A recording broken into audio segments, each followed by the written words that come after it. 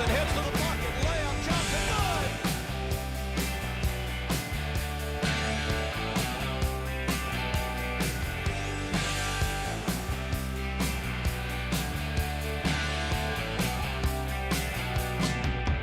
All right, welcome everybody. It's time for another Talking Sports with me, Chris Powers. We're going to talk about the New Orleans Saints with a big win, into the 7-game losing skid this past weekend. Also, Southern University going for the SWAC West. Who would have thought of the way they started the season? But they're doing very good right now. They can win the SWAC West. And then where I was right and where I was wrong, not a good week for me this week. Last week was perfect. This week takes it on the back. And then I've got my Hot 5 picks for this week as well. But we start with LSU, Brian Kelly, and Alabama. LSU fans getting upset, and it's not helping that these podcasters, these radio talk show hosts are all stirring the pot, and they're saying everything in the world that's not even true. It's just absolutely unbelievable, absolutely incredible. Losing to Alabama, I get it. I'm with you. I'm tired of losing to Alabama. There's no question. There's no doubt. Nick Saban, well, first of all, let's go back. The biggest run for LSU over Alabama was between 2000 and 2011. LSU won 9 out of 12 from those games, including 5 in a row. They beat Alabama between Nick Saban and Les Miles. Then Nick Saban, after 2011, the game of the century, 9-6, I don't know if this is true, but word is that Nick Saban said, I'm not losing to Les Miles again. I'm not. And he didn't. They went on to win 8 in a row, and since then have won 12 out of 14. I think that's coming to an end for 2 reasons. One, DeBoer is not Nick Saban. I'm not saying he's a bad coach, but I know he's not Nick Saban. And 2, the landscape of college football is changing, kind of like it did in baseball when a Skip Bertman can't win like that anymore. That's changing now. You're not going to see a lot of repeat champions or 3 out of 4. I didn't think it happened again in the National Football League, but it is with the Kansas City Chiefs. All right, so the love-hate with LSU and their coaches is crazy when you think about it. Let's start with Nick Saban. 5 years here, he won the national championship after year 4, and he left for Miami. Now, he didn't just leave for Miami. He couldn't announce that he was leaving here from LSU at Baton Rouge and do a press conference and say, thank you, Baton Rouge, thank you, I love LSU, thank you very much. He did the press conference in Miami. Didn't even have the decency to do it here in Baton Rouge. Les Miles did very good, obviously, at the beginning, won the 2007 national championship, and played for another in 2011. I think a couple of seasons after that, Les Miles was too bullheaded, and he didn't want to change to the spread offense. And when that happened, his offensive productivity kept going down, and they started losing more games. And Les Miles was gone. Coach O comes in. Looks not too good at the beginning. Doesn't have any losing records, but doesn't look great.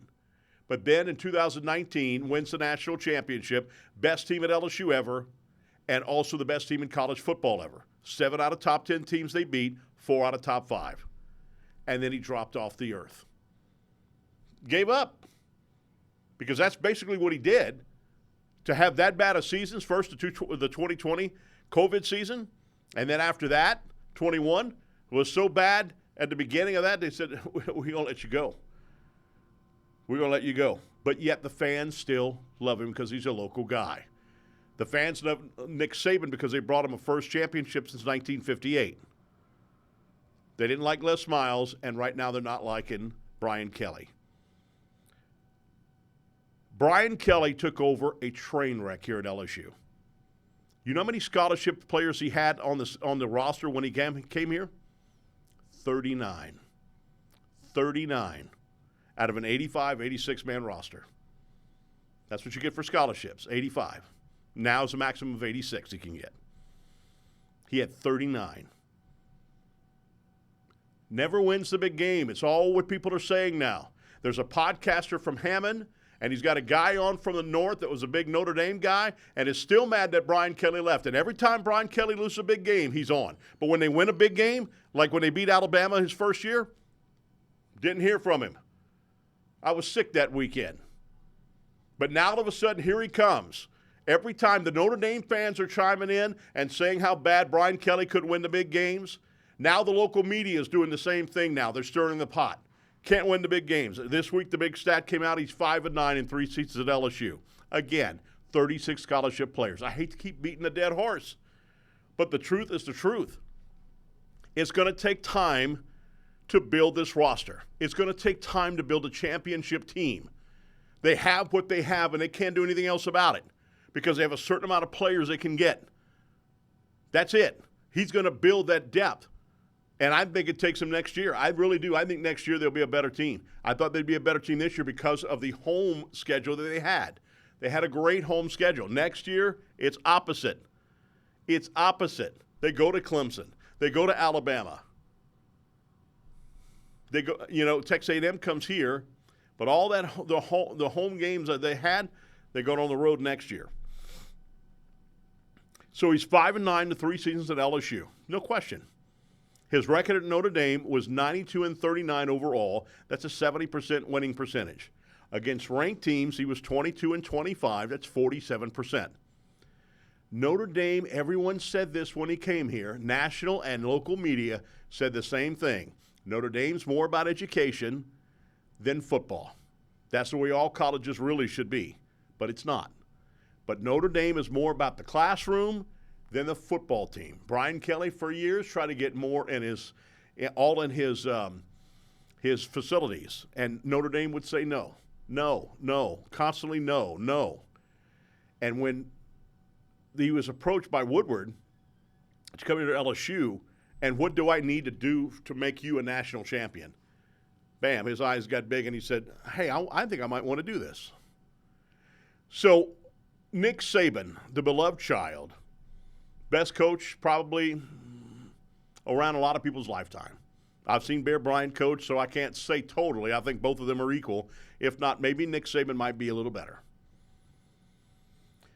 Nick Saban versus ranked opponents at Michigan State, okay, because that's not a team that, again, that's not a program where you get big quality recruits and what have you want to go there. He was 9-13 against top-ranked teams at Michigan State, 41%. At LSU, he was 14-10, 58% when he left LSU. Now, in the first 3 seasons, he was just 8-7, 53% against ranked teams. But you didn't hear anybody going nuts there. I always said when Nick Saban won that first national championship in 2003, the first one since 58, fans lost their mind. LSU thought we need to be a national title every year. And then when 07 came around and they won it again, at 2 and 3 years, 2 and what was it? 07 they won. Everybody went nuts over that. Nick Saban was 26-12 in 3 seasons at LSU. Brian Kelly right now is 26-10. Let that sink into you. Nick Saban was 26-12 in 3 seasons. He had Jerry DiNardo's guys coming in. He didn't have 39 scholarship players left. He had a full bevy of scholarships players left on the team. And good players. Brian Kelly had 39 when he came here. Give Brian Kelly a chance is all I'm saying. Come on, man. Do you want to be a glorified Auburn? To where Auburn's hiring coaches every 2 years? Are you kidding me? Do you want to keep that? Because I can tell you what, if I'm Brian Kelly and I'm listening to all this local crap and seeing the fans on all over the social media and stuff, I say, you know what? I'm too old for this. Let me go somewhere else where it's appreciated more. What's happened to the fans? I know they pay more in season tickets. I understand that. And more for TAF, and I understand that. I can understand that. That's a lot of money. That's a lot of money. But let me see. Would you rather Brian Kelly or Tom Herman? Or Brian Kelly and Jimbo Fisher? I'm taking Brian Kelly every time. I'm sorry. I'm taking Brian Kelly every damn time. I think the future is going to be okay. I really do. Brian Kelly is a very good coach. He is right now the leading, active leader as far as coaches go in records. But what happened to the fans is they listen to this radio and podcast hosts that are stirring the pot and listeners and followers. Tim Brando said this. In Baton Rouge, there's a lot of shows especially podcasts, obviously, because those guys, anybody can have a podcast. There's a lot of shows that have fans hosting a show. And when you have fans hosting a show, they're not going to look that up. They're not going to look that up. What they're going to say, this week, one of the guys, and he's a friend of mine, love him to death, and I won't name his name, but this week, one of the local guys said that Brian Kelly plays more golf than goes out and recruits. Do you think that's true? This guy has been on two of the biggest brands in college football. Notre Dame has the second biggest fan base in the country, behind Ohio State. LSU is like 5, 6, something like that. And do you think he's going to have a job like that if he's playing golf more? Are you kidding? Are you really killing? Do you really say that? I'm like, oh my goodness. And then some people said this year, let's compare DeBoer in his first season to Brian Kelly in his third season. Are you kidding? DeBoer had 86 scholarship players when he came to Alabama. 86. And he had Nick Saban staying there and keeping the base of the recruits there. He's still getting paid as a consultant to Alabama. And you're going to compare Brian Kelly, who had 39 in year one? Are you serious? Can people be that dumb, really? Tom Osborne took 22 seasons to win his first national championship. 22 seasons. Those days are gone. It took Bobby Bowden 18 seasons to win a national championship. And even closer to here, how about Kirby Smart? 6th season he wins a national championship. 6! Is that going to happen here at LSU? Remember, they got pistol whipped in the SEC championship game in 2019 by LSU. Nobody was calling for his job over. He's lost 2 games this year in the SEC, same as Brian Kelly. You don't hear people calling for his ouster. Come on, LSU fans. Y'all better than that. I'm thinking that it's a small base of LSU fans that are doing this because the majority of the base of fans are the greatest fans in the world. They are. They're not the ones throwing bottles onto the field or rushing the football field. Copycat fans. They saw Texas do it. Oh, let's do it. And they just cost LSU $250,000. And for those of you out there, that's a drop in the bucket. Think about that when something else is supposed to be improved and that comes out of that $250,000 budget. Think about that. Think about that. Think about having to pay every damn time you rush the field because you beat an Ole Miss team. Ole Miss, who hadn't won a national championship since Jesus roamed the earth. Come on, man. Come on. You're better than that. If I'm the athletic director, right now, I'll come out and say, 1 more cent that you guys cost me, this university, I'm putting a fence around the field. It's over. Now, they can still throw bottles over that fence, but I'm telling you, I'm putting a fence around the field. I've had enough. I can't do this. We can't do this anymore. You want to continue to be a good top product, if I can get it out right, take 2. You want to be able to have a good product on the field of top quality players, then stop costing your team and your university money. Stop doing it. When you look, like I said, I just compared it to Auburn. Look at Auburn every 2 years of getting a new coach. What has Texas done? Yeah, Texas is in the top 10 right now. When's the last time they won a national championship? In the early 2000s. Have they been relevant? When have they been relevant as far as championship goes and all that? What about Nebraska after Osborne left? What about Oklahoma? When's the last time Oklahoma was any threat in college football? A so-called blue blood, as they called it back in the old days. When you look at the LSU-Alabama game, there's 2 things that stick out amazingly to me. There's really 3 things you can say that Brian Kelly said this week that I didn't have is consistency. LSU didn't play with consistency on both offense and defense. For me, when I looked at the stats and I watched the game, when I looked at the stats, Jalen Milroe had 185 yards rushing. He had 109 yards passing. All it was about the rush. And do you really think that coaches that have been coaching for years didn't have that in their game plan to stop Milroe? The problem is LSU didn't have anybody. Whit Weeks is an unbelievable player. He's fast. He's 6'2", but he needs to gain strength, and he needs to gain it fast. He's fast. He's got an eye for the ball. I mean, wherever the ball is, he's there. He's fast, and he's got great instincts. But the last 2 ball games, he's been pushed around. Notice we haven't been calling his name out a lot. The announcers hadn't called his name out a lot. Whit Weeks hadn't called his name out a lot. Didn't happen in Texas A&M. Didn't happen in Alabama either. Because you know why? Because he led the SEC in tackles, and everybody saw that. We're going to take care of him quick. So if Whit Weeks wants to be a big player in the SEC and in the next level in NFL football, he's going to have to bulk up. He's going to have to get bigger. I don't want him to bulk up to where he don't have any speed anymore. There's areas where you can build strength and not bulk up. And I think that's hopefully – and those guys know how to do that. Those guys know how to do that. Also, another thing that got me, Alabama was 10 out of 13 on third downs. When you're playing a team and that team that you're playing is 10 out of 13 on third downs, 9 times out of 10 you're going to lose the game because the defense can't get off the football field. That's the bottom line. That's what I saw right there. That was a big factor in the game. And that's it. If Milroy doesn't have his 185 yards in rushing, if they got a defense to stop that, then this game is a lot closer game. It didn't happen. They didn't have a guy to stop that. Is it LSU's fault with scheme? A little bit maybe. Now, everybody's also griping about the offensive line. Yes, the offensive line maybe pushed around, but people don't understand. It's not just all the offensive line. Brian Kelly explained that a couple of weeks ago in a press conference. The running back may be hitting the wrong hole. You got an I formation, old I formation. The halfback goes this way. Running back for some reason goes that way. What are you doing? Or like a play to be called to the quarterback to pass the football or to run the football.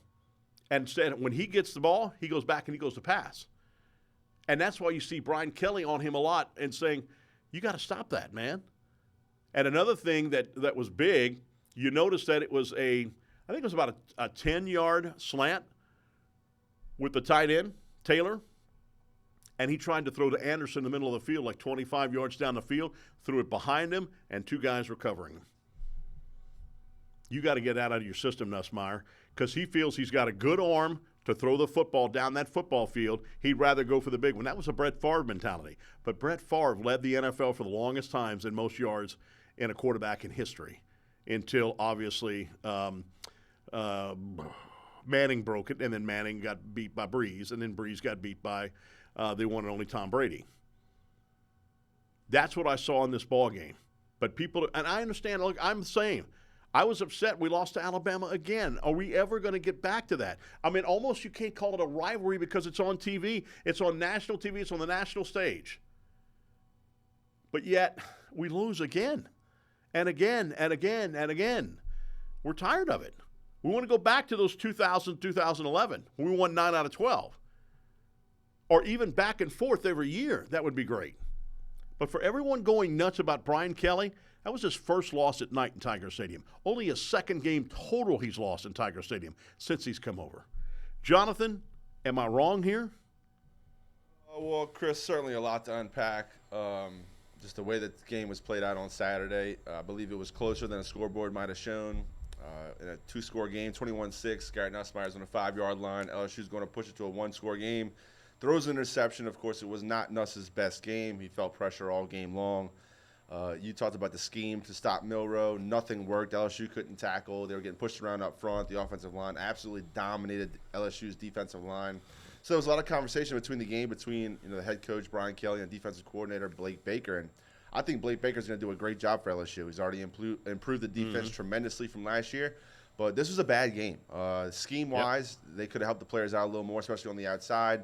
Braden Swinson and Parrish Sand, Savion Jones, you go through the gambit, and a lot of these defensive edge players were on an island by themselves trying to defend that RPO. And Jalen Milroe is just too talented to be one-on-one with the defensive edge in open space. Just too talented. I thought Alabama also did a really good job of being creative in the run game, that RPO game, the quarterback power run.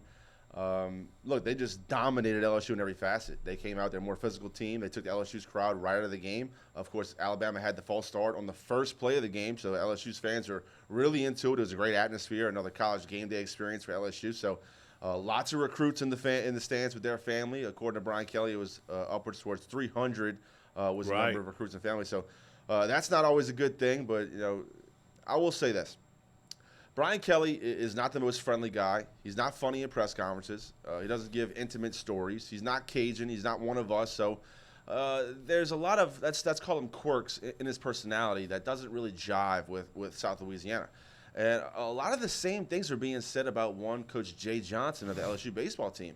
But you know what fixed all of that? Winning a championship. All of the things that was wrong with Jay Johnson's interviews were magically erased after he won a championship. Now he's just a quirky guy who works extremely hard. And I think once the winning comes for Coach Brian Kelly, and I think Coach Brian Kelly is a very good college football coach. I mean, the proof is in the pudding. He's won everywhere he stopped. The SEC, if you didn't know, is very challenging. Week in and week out, you can get beat. You're playing someone's Super Bowl every week. So you looked this past weekend. Ole Miss had nothing to gain by going and beating Georgia. They're already out the playoffs. What do you know? They go knock off Georgia, and according to the Ole Miss fans, they still have a shot to get to the playoffs. So you don't know what you're going to get week in and week out. Brian Kelly, I believe, is doing his best to get the program to buy in to graduate champions. He's not a coach that's worried about the results as much as the process. And Nick Saban was cut from the same cloth, and everybody loved Nick Saban for it. Win or loss, it was about the process. And Coach Brian Kelly speaks pretty much the same language. So do I think that Coach Brian Kelly is the guy for LSU? The proof, I mean, it still remains to be seen. 2025 is going to be one of the most important recruit classes for LSU in recent history. Have a loaded class coming in. Start with the quarterback out of Michigan, who's the #1 recruit in the nation. So if he comes to LSU, signs that dotted line, because Brian Kelly gets him in the system and starts building a roster around Bryce Underwood, I think a lot of fans will get over it. If you bring in the five-star studs, a lot of fans will forgive losing. Look, I know it's heartbreaking, Chris, when the GOAT retires from Tuscaloosa. Kalen DeBoer comes in. They come into Baton Rouge, his first time coaching in the rivalry, and they just demolish LSU. They dismantled LSU. Yeah. They dominated them. And they still have Nick Saban players, though. That's a very good point. So they had a roster that was recruited mostly by Nick Saban, and they had to sprinkle in a few athletes that they got from the transfer portal, including one Ryan Williams, who's the most explosive freshman in college football. So by no means is this Alabama team short of what Nick Saban used to have. This is a very talented Alabama team. It's just disheartening to the LSU fans that a new coach steps into this rivalry and is able in year one to come and dominate Brian Kelly in year three. Yeah, I think that was the biggest point. Yeah, and look, I'm upset by it too, but again, I hate to keep sounding like a broken record. It's going to take time. And with all those fans that said, well, he's not Southern, was Nick Saban Southern? Was Les Miles Southern? Holy moly. And then when you hear fans talk about that, I'm like, are you kidding? A radio show host saying it. I'm like, are you kidding me? Are you really? National pundits went nuts over that, about not being local. Are you kidding me? Not from the South. That is the most dumbest thing they could ever – and those guys get paid. Jonathan, you and I would like to be paid those hundreds of thousands of dollars to be that stupid on national TV. I'll take half of that, Chris. Oh, my God, I guess so.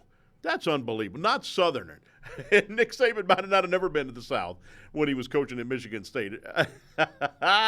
Oh, my goodness, that's absolutely crazy. But I do think Kelly's going to be a good coach. Again, I don't know. I don't have a magic number our magic ball to tell you if he's going to win a national championship here. If I could tell you that, I'd tell you the lottery numbers for Wednesday night. We wouldn't be here. This would be an empty chair right here. Right. And I think you'd be empty too, right? You'd be gone. No, exactly. We'd be out of here. And you mentioned Kirby Smart, 6 years to win the title at Georgia, and then built a dynasty. So LSU, all they have to do is recruit the state, recruit your base, and stay strong in Louisiana. Louisiana, overwhelmingly, lots of talent here in the state. So just recruit your base, and then sprinkle in a few transfers and a few portal guys. But it's all dependent on that 2025 class. Huge signing class for Coach Brian Kelly. A question for you, Jonathan. If they lose this weekend, Jimbo Fisher, if Kirby Smart loses this weekend, is that kind of reign over a little bit right there for Georgia? No, because that's 3 losses now, and that's going to be 2 years they didn't win a national title. Yeah, but they're a back-to-back chance before that. So I know. You can still get 2 and 3 years. And I don't think they're going to win the national championship this year, obviously. Carson Beck, who I thought would be much better for the quarterback spot, hasn't been able to make plays late in the game. And the defense just has not been the Georgia defense as of late. They're not as deep as they've been in years past. So you got to point towards that transfer portal and the NIL opportunities at other spots. Right. All right, when we come back, the Saints win. Super Bowl. I laughed at that. No, the Saints win. Saints fans are saying, hey, maybe Rizzi is the new coach for the Saints. I'll tell you how that probably is not going to work. We'll do it when we come back. Talking sports with me, Chris Powers. Jonathan in the house, as always. Back in a moment right here on Pelican Sports TV.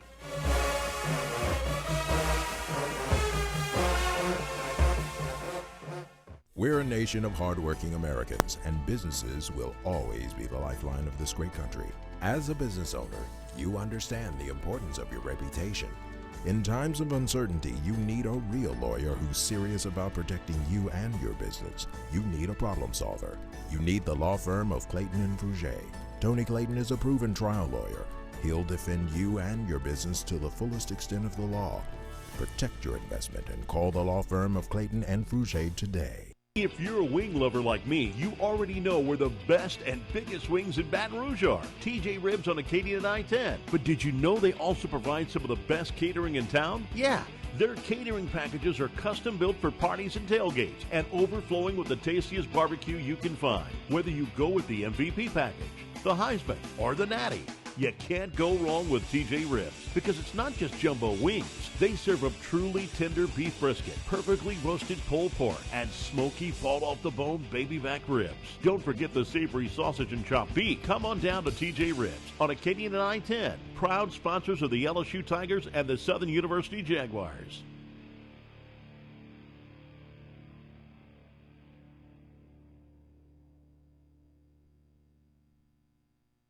Make a fun run in Livingston Parish now with all kinds of events for the whole family. The Livingston Parish Convention and Visitors Bureau invites you to a girls' night out on November 8th in Denham Springs. Get your tickets now and don't miss out. On Sunday, November 10th is the City of Walker Veterans Day Parade at 10 a.m. The lighting of the old City Hall in Denham Springs on November 29th. Christmas Open House on November 30th. And Christmas in Denham Springs from November 29th to December 21st through historic downtown Denham Springs. Enjoy the sounds of Swamp Pop at Grand Country Junction on November 16th. And on December 21st, it's the Merry Christmas from the Grand Junction in Livingston, Louisiana. Doors open at 5:30 p.m. and shows start at 7 p.m. Tickets are on sale for $15 for adults, $10 for kids 4 through 12, and children under 3 are free. For more information, visit LivingstonTourism.com. That's LivingstonTourism.com. Livingston Parish. Make a fun run.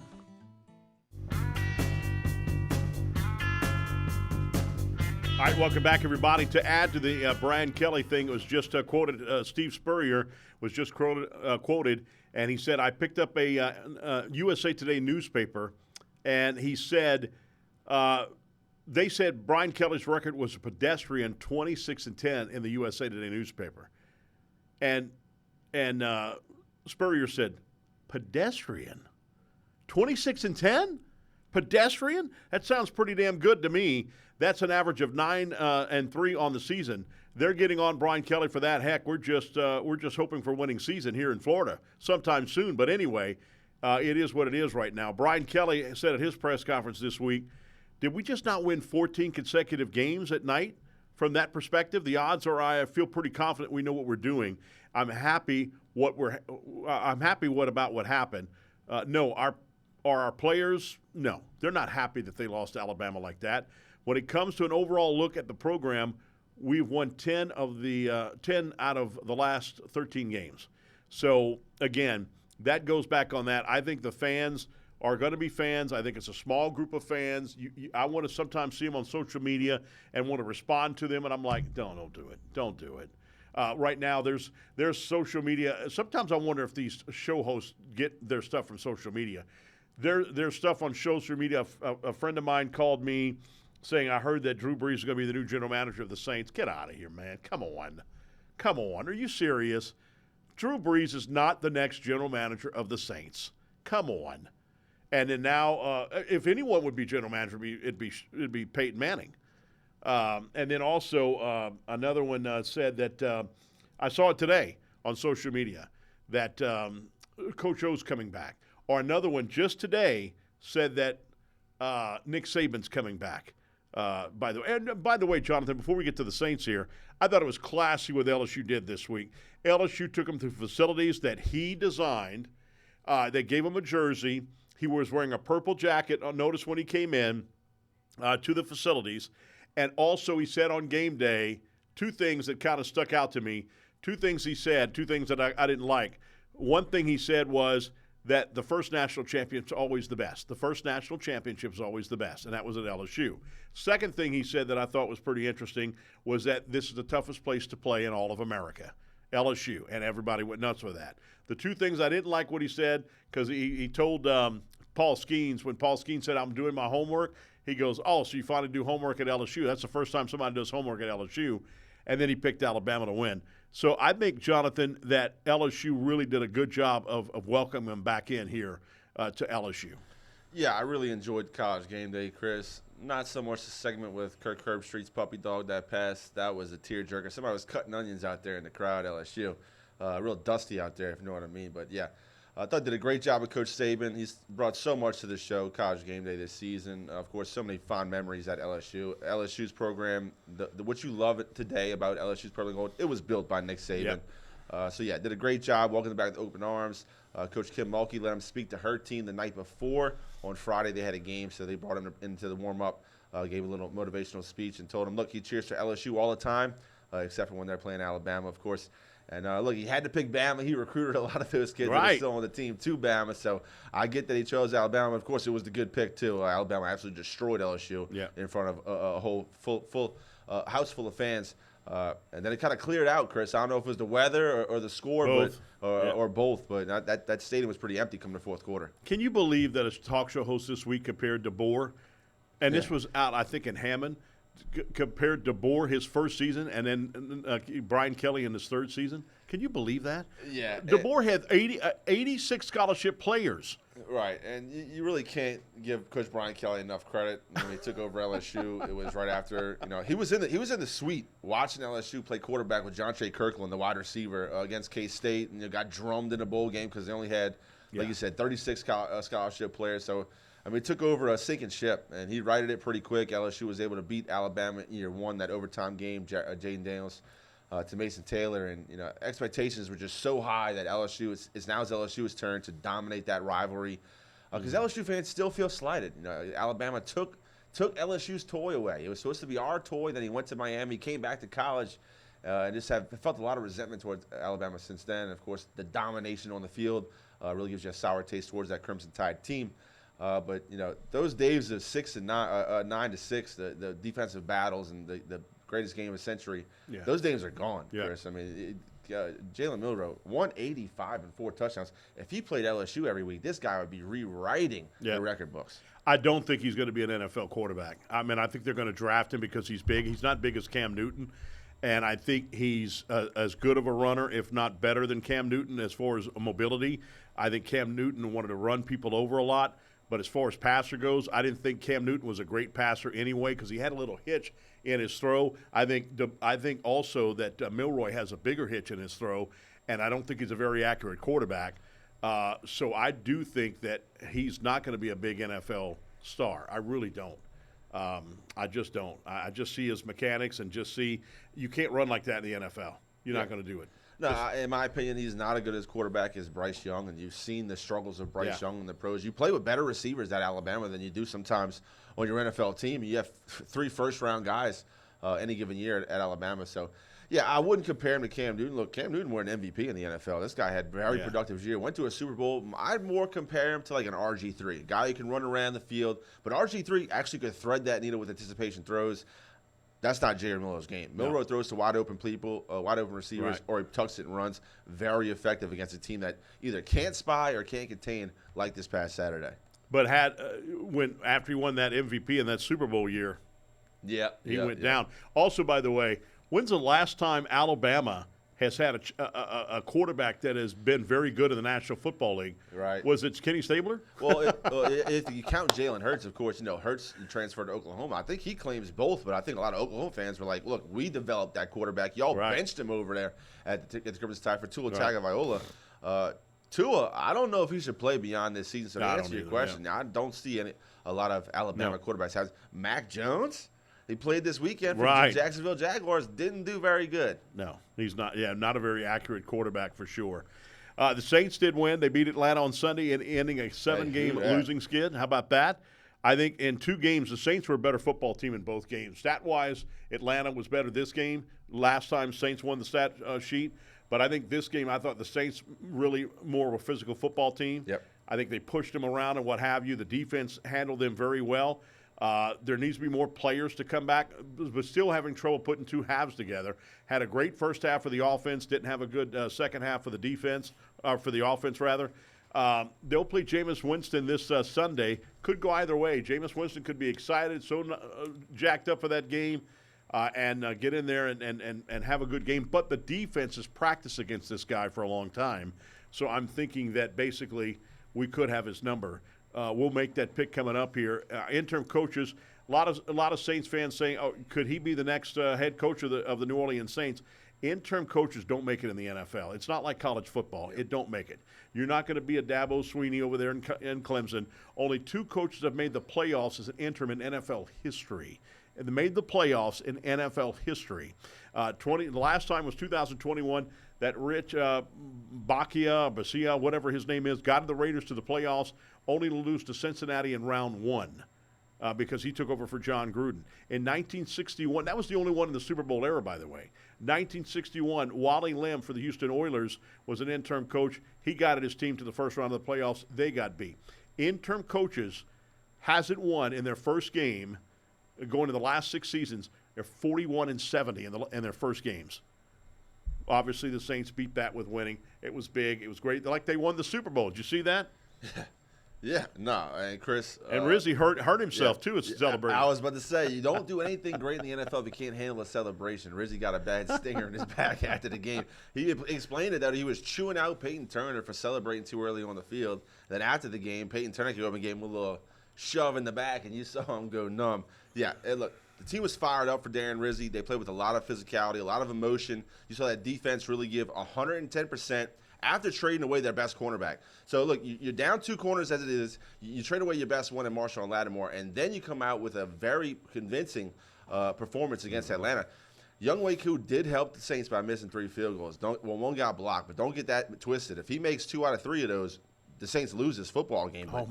Got to be happy for Darren Rizzi. Got to be happy for the Honey Badger. And Cam Jordan gets his first sack here in Week 10 of the NFL season. I mean, where was that guy? I've never seen that guy miss 1. Much less than 3. Well, last time the Saints played the Falcons, he made 4, including the game winner, 58-yarder, which is a career long for Younghoe Koo. He's one of the best in the NFL. So can't explain it. It was just a Who-Dats Sunday afternoon. Wow, we put the giddy on him, Sha. Yeah. The giddy was on him. All right, coming up, Southern has a chance to win the West this weekend, believe it or not. We'll talk about that when we come back. It's Talking Sports with me, Chris Powers, right here on Pelican Sports TV.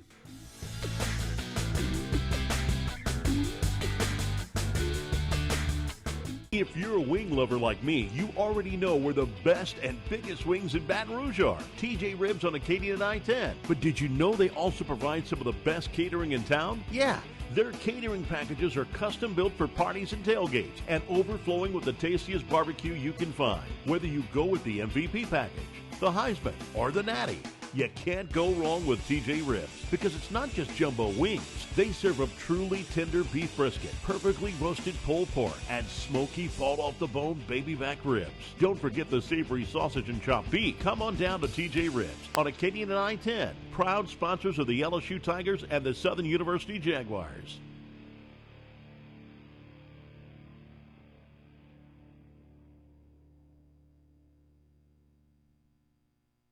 Make a fun run in Livingston Parish now with all kinds of events for the whole family. The Livingston Parish Convention and Visitors Bureau invites you to a girls' night out on November 8th in Denham Springs. Get your tickets now and don't miss out. On Sunday, November 10th is the City of Walker Veterans Day Parade at 10 a.m. The lighting of the old City Hall in Denham Springs on November 29th. Christmas Open House on November 30th. And Christmas in Denham Springs from November 29th to December 21st through historic downtown Denham Springs. Enjoy the sounds of Swamp Pop at Grand Country Junction on November 16th. And on December 21st, it's the Merry Christmas from the Grand Junction in Livingston, Louisiana. Doors open at 5:30 p.m. and shows start at 7 p.m. Tickets are on sale for $15 for adults, $10 for kids 4 through 12, and children under 3 are free. For more information, visit LivingstonTourism.com. That's LivingstonTourism.com. Livingston Parish. Make a fun run.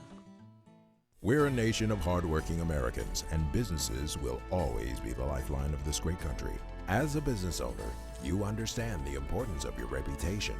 In times of uncertainty, you need a real lawyer who's serious about protecting you and your business. You need a problem solver.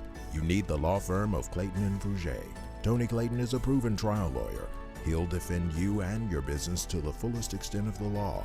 Protect your investment and call the law firm of Clayton and Fouger today.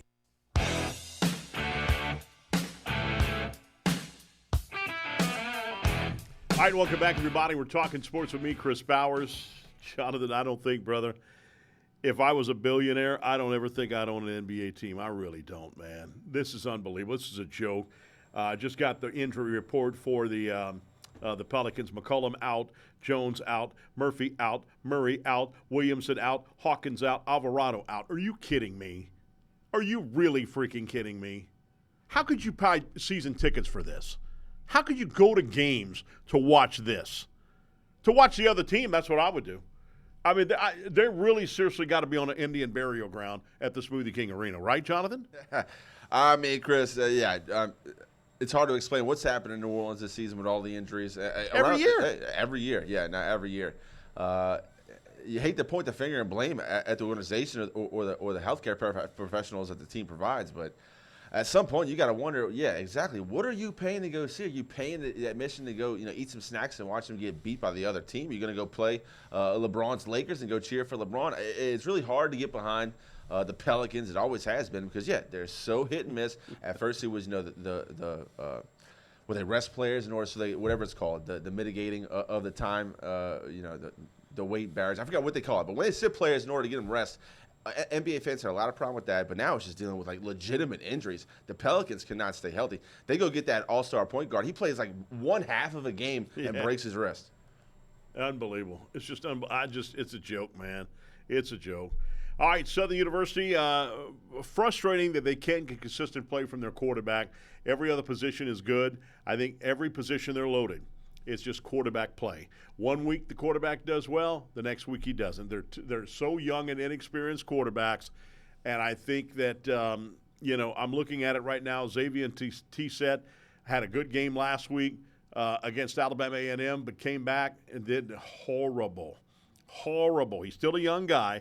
You got to give him time. You can't just pick it up just like that. And then on the other side, then you get another quarterback that comes in. I think he does a better job. And I think there's a possibility. I don't know who's going to be the starter this week. I really don't. And that's something that I know that frustrates the coaches altogether. It frustrates them. Southern is stacked at every position. The running back room is good. The offensive line is beginning to open up the holes. I think the wide receiver room is talented. I think the defense is stacked. Tight ends are stacked on the offensive side again. And I think the defense is stacked. It's just frustrating. 5 overtimes to beat a 2-7 football team in Bethune-Cookman. Again, you don't win it on paper, I understand, but they should have won that game a long time ago. I kind of got, sometimes was questioning the play calling with Frederick because I love Frederick to death and think he is a good play caller. He's a good offensive coordinator. And I kept saying they should have run the ball up the middle. When they finally did on one of the 2-point conversions to the 5th overtime, they scored and they won. But understanding that I was told that they called one of the play calls was to run the football, and the quarterback passed the ball. Again, once the quarterback gets the football, he does whatever he wants to do. Then he gets chastised back in the locker in the sideline why you didn't do the play that we called or what have you. And that's the way it goes. Sometimes it's frustrating, and we don't know what coaches are doing, but it's the players sometimes, and that's the way it is. It's senior day with 20 seniors saying goodbye to Southern University. It's simple. Win the UAPB. You win the game, you win the West. It doesn't matter what Alcorn does, doesn't matter what anybody else does. If you win this game this weekend, you win the SWAC West. In his very first season, coach to win that. That's pretty impressive. I like that big time. Then it's off next week, and then obviously if they're going to win, Jonathan, they've got to get more consistent play. If they want to beat a Jackson State team in Jackson or even here in Baton Rouge, they got to be more consistent. Yeah, completely agree, Chris. And we did Coach T. Graves' show yesterday, and he was obviously happy to get the win. You take the win no matter how it comes. But to go 5 overtimes with Bethune-Cookman, had to go to your 3rd quarterback of the season after T-Set just could not take care of the football. And that's going to be a killer for Southern if they have turnovers, especially on the plus side of the field. Defense bowed up. Kelby Givens has been balling out of his mind the last couple of weeks. Had 2 more big sacks, 3 tackles for loss in this past weekend. Herman Brister had another good game in that secondary, but the 3rd time that Southern's been to overtime this season, but this one goes 5. It wears you out mentally, physically. You had slow starts, couldn't get through the end, punch into the end zone in the first half. Work it back to 10-10, go to 5 overtimes, have to go for 2. Then your defense bows up at the end and gets a big stop. I know T. Graves is happy to get the win, but, yeah, you mentioned it. Jalen Woods comes in, another inexperienced quarterback, kid that I thought made some pretty good decisions with the football. He knew when to tuck it. He knew when to hand it off. He knew when to hit the open man over the middle. You said it. I mean, wide receiver room. Chandler Whitfield comes back for the Jaguars. First game in like 4 games he was missing. He catches a touchdown. Dupree Fuller at that tight end spot, one of the best in the country. That running back room, Kobe Dillon and Kendrick Rhymes, Russell, they have 3 very good running backs. So, just need more consistent play. Just need a game manager to take care of the football and get the ball to the playmakers. No question about that. 100% agree. And we'll see what happens this week. Again, first time that Southern has been in multiple overtime games since 2013. We had 4 that year. This year we have 3. Southern has never been in 5 overtimes ever before. That's the first time ever. It's pretty impressive. Coming up, where I was right or I was wrong, and coming up on our Hot 5 picks. It's all coming up next as we continue to talk sports with me, Chris Powers, Jonathan here, right here on Pelican Sports TV.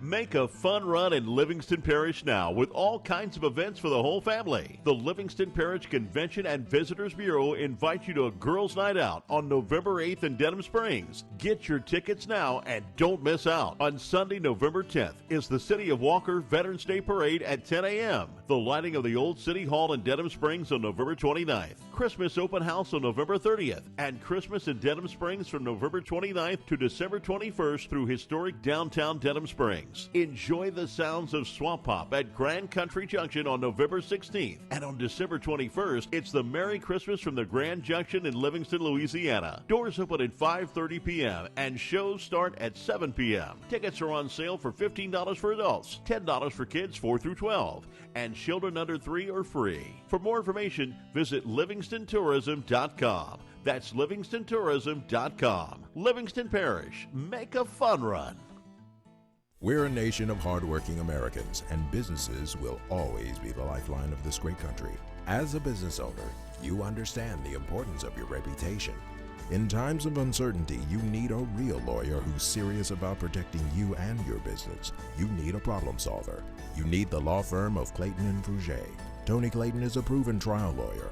He'll defend you and your business to the fullest extent of the law. Protect your investment and call the law firm of Clayton and Fouger today. If you're a wing lover like me, you already know where the best and biggest wings in Baton Rouge are. TJ Ribs on Acadia and I-10. But did you know they also provide some of the best catering in town? Yeah. Their catering packages are custom built for parties and tailgates and overflowing with the tastiest barbecue you can find. Whether you go with the MVP package, the Heisman, or the Natty, you can't go wrong with TJ Ribs because it's not just jumbo wings. They serve up truly tender beef brisket, perfectly roasted pulled pork, and smoky fall-off-the-bone baby back ribs. Don't forget the savory sausage and chopped beef. Come on down to TJ Ribs on Acadian and I-10, proud sponsors of the LSU Tigers and the Southern University Jaguars.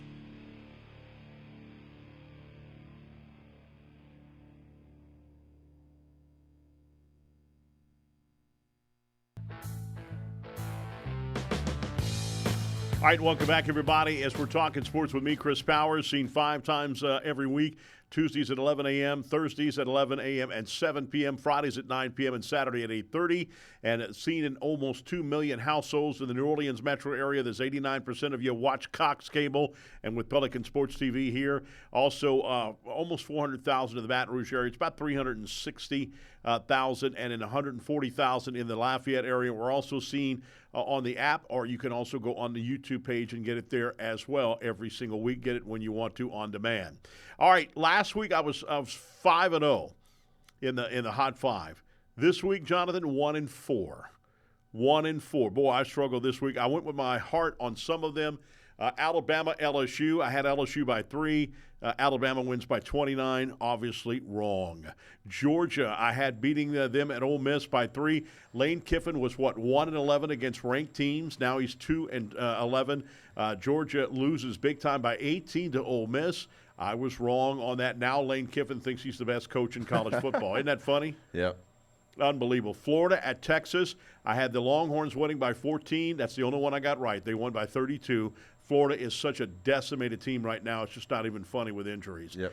South Carolina, I had them losing by 1 to Vandy. The magic of Vandy. But here comes South Carolina and the Gamecocks. Yep. They win by 21. They did something that Alabama couldn't do. Hey, imagine being a South Carolina fan and knowing the only reason you're not looking at a playoff spot right now is because of a flag on a personal foul against Nussmeier on a pick 6. And I agree with that flag. I think they're still griping over that, and I do think that was a and you know, there is even a player that's on a radio show that said that wasn't a blindside block.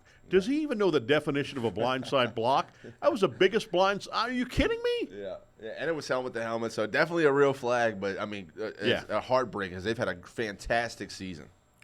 Yeah, no question about that. Then we have Bethune-Cookman. I had Southern winning by 10 points. Southern wins by 2 in 5 overtime. So again, I was 1-4 for the season. I'm 25-24.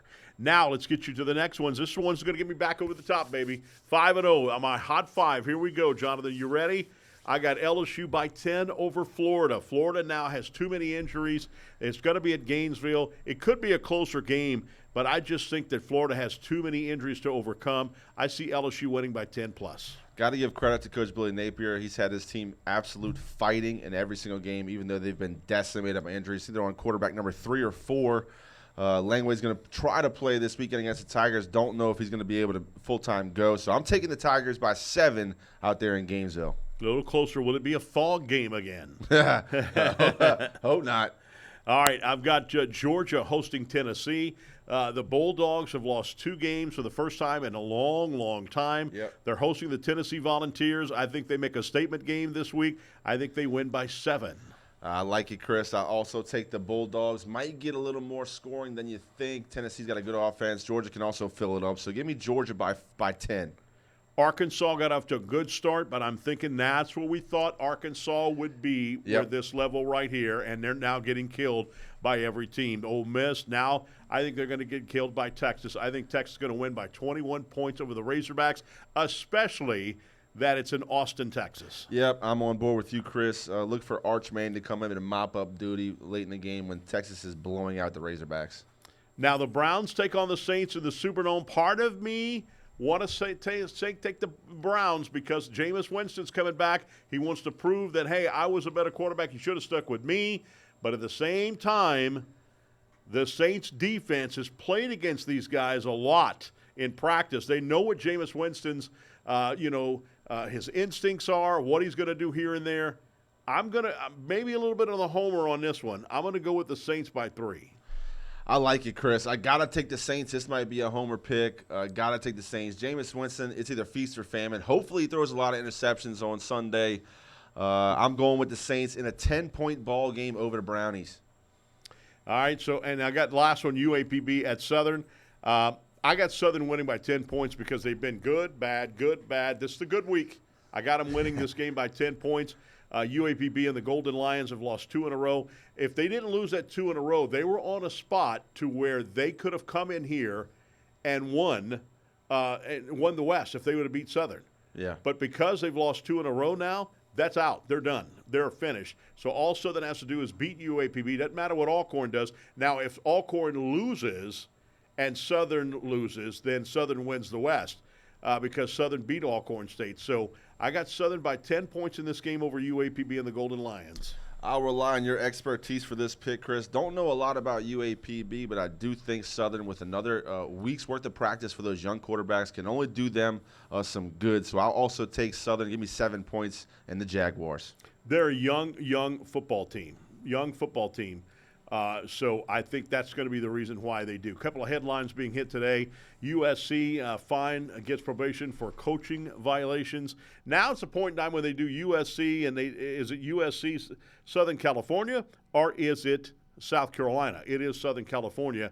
USC fined for put on probations for 2022-23 coaching violations. That was before they have the current coaching staff right here. So, again, and also, get this, Dak season's over, but prognosis is wonderful.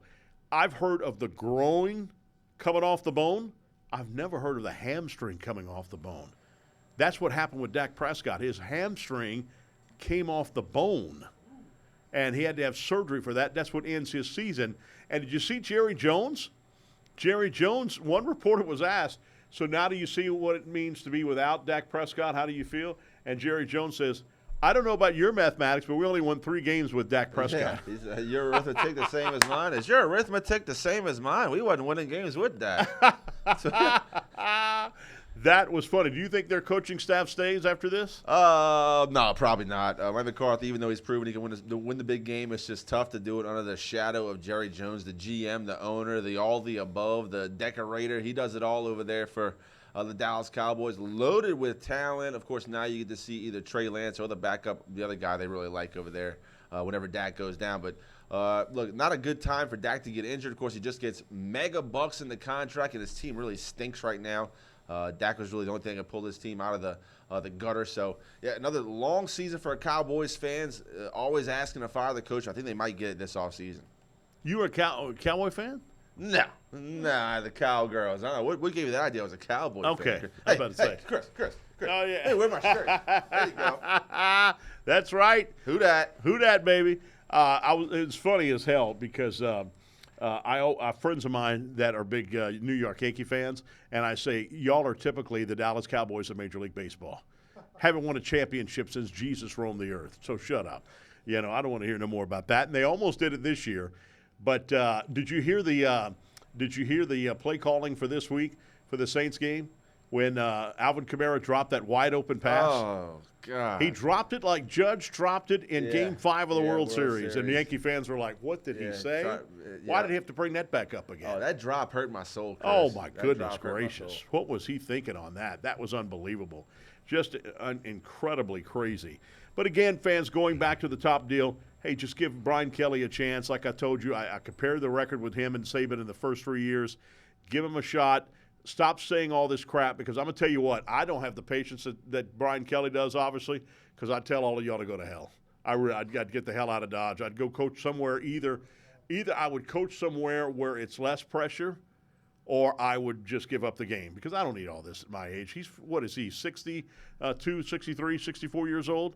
He don't need all that, man. Come on, bro. That's horrible. Give him the man a chance and let him see what happens after year 5 if he's not brought it back. Even year 4 for me next year. Okay, I may be getting to see a little bit of that, but until that happens, no. Because I think most of their players will be back. A couple of their wide receivers will be gone. Maybe 1, maybe 2, maybe we don't know. Taylor we know is gone, but I think overall, and the offensive line will be gone. But I think overall they'll be okay. Well, we'll talk back next week. A win for LSU over Florida, and Southern wins the West. Hopefully that, and the Saints win 2 in a row. Next week on Talking Sports with me, Chris Powers. Have a good one, everybody.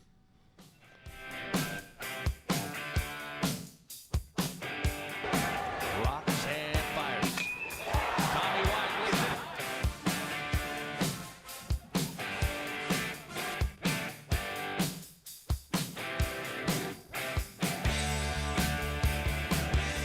Johnson heads to the ball.